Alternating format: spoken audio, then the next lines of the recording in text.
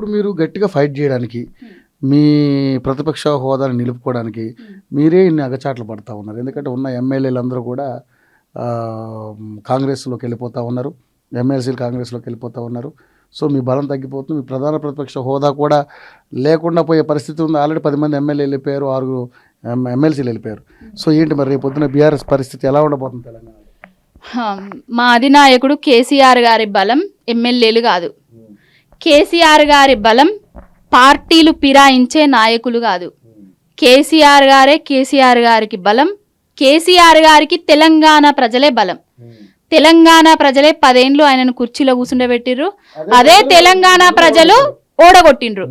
ఎందుకు ఓడగొట్టినంరా అని గొడగొడ ఏడుస్తున్నారు ఈ 7 నెలలలోనే. ఒకవేళ ఇప్పుడు ఏ ఎలక్షన్స్ వచ్చినా కూడా కాంగ్రెస్ పార్టీని చిత్తుగా ఓడగొట్టబోతున్నారు ప్రజలు. ఏందంటే మసిబూసి మారేడుకాయ చేసి ప్రజలను తూతు మంత్రం, అసలు అధికారంలోకి వస్తా అని రేవంత్ రెడ్డి కూడా ఎక్స్పెక్ట్ చేయలేదు. రోజు గిచ్చుకుంటున్నాడు కావచ్చు, నీ ముఖ్యమంత్రినా అనేసి. అది వాళ్ళ పరిస్థితి, వాళ్ళకే నమ్మకం లేదు. అయినా ఆ ముఖ్యమంత్రి పదవి ఢిల్లీ నుంచి వచ్చిన షీల్డ్ కాల్డ్ ముఖ్యమంత్రి ఆయన. అది ఎప్పుడు ఉంటుందో ఎప్పుడు పోతాడో ఆయనకే లేదు, నమ్మకం లేదు. ఆయన నాయకుల మీద ఆయన నమ్మకం లేకనే మా పార్టీ నాయకులను చేర్పించుకుంటున్నాడు నయాననో భయాననో. పోయిన నాయకులందరూ కూడా మా గుంటులో ప్రాణం ఉన్నంత వరకు, మేము సచ్చేంత వరకు కేసీఆర్ గారితోటే ఉంటామని చెప్పారు. మహిపాల్ దగ్గర నుంచి వెళ్ళి మొదలు పెడితే పోచారం శ్రీనివాసరెడ్డి దాకా.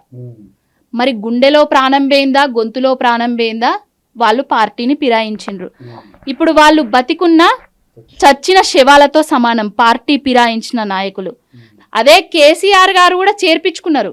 కానీ తెలంగాణ అస్తిత్వం ఎక్కడ ఏ మూల నుంచి వచ్చి ఎవరు దెబ్బతీస్తారో, తెలంగాణను ఎవడు దెబ్బతీస్తారు? ఎందుకు అప్పుడు మీకు 88 మంది ఎమ్మెల్యేలు ఉండగా ఎందుకు చేర్చుకోవాల్సి వచ్చింది? ఓటుకు నోటు కేసు చూసినాం కదా, ఓటుకు నోటు దొంగలను చూసినాం కదా. అంతమంది ఉండంగానే ఎమ్మెల్యేలను కొనుగోలు చేసి ప్రభుత్వాన్ని పడగొడదామని చూసిండ్రు. కొంచెం అభద్రతా భావంతో చేర్పించుకొని మేము కూడా తప్పు చేసినాము. మాకు ఏ స్థానాన్ని ఇచ్చిర్రు? ఇప్పుడు ప్రతిపక్ష హోదాని ఇచ్చిండ్రు. చేర్పించుకునేటోళ్ళు అందరికీ కూడా ప్రతిపక్ష హోదానే ఉంటుంది. ఇప్పుడు నెక్స్ట్ 5 years 10 సంవత్సరాలు మేము పాలిస్తాము అని కాంగ్రెస్ వాళ్ళు భ్రమపడుతున్నారు. 10 సంవత్సరాలు కాదు కదా, అసలు వాళ్ళు నెక్స్ట్ చూడండి వాళ్ళ పరిస్థితి ఎట్లుంటుందో మీరే చూడబోతున్నారు. సో మరి నెక్స్ట్ ఎలా ప్లాన్ చేస్తున్నారు? అంటే కొత్తగా వచ్చిన వాళ్ళకి అవకాశాలు కల్పించే అవకాశం ఉందా మీలాంటి వాళ్ళకి? మీకు ఎందుకంటే ఇప్పుడు ఉన్నటువంటి పాత నీరు అంతా పోతుంది, కొత్త నీరు వస్తుందని చెప్పేసి మాట్లాడుతూ ఉన్నారు. సో మీకు మంచి అవకాశం వచ్చే అవకాశం ఉందంటారా మీలాంటి వాళ్ళకి? నేనేదో అవకాశం కోసం కేసీఆర్ గారి మీద ప్రేమతో, ఆయన మీద నాకు చాలా అభిమానం, ప్రేమ. ఎందుకంటే తెలంగాణ రాష్ట్రం రాకముందు తెలంగాణ పరిస్థితి ఎట్లుండేది అనేది నేను బేరీజ్ చేసుకున్నా. మా ఇంటికి రోజు పేపర్ వస్తుండే, రోజు నేతన్నల ఆకలి చావులు, సిరిసిల్ల ఉరిసిల్ల అనే క్యాప్షన్స్ ఉంటుండే.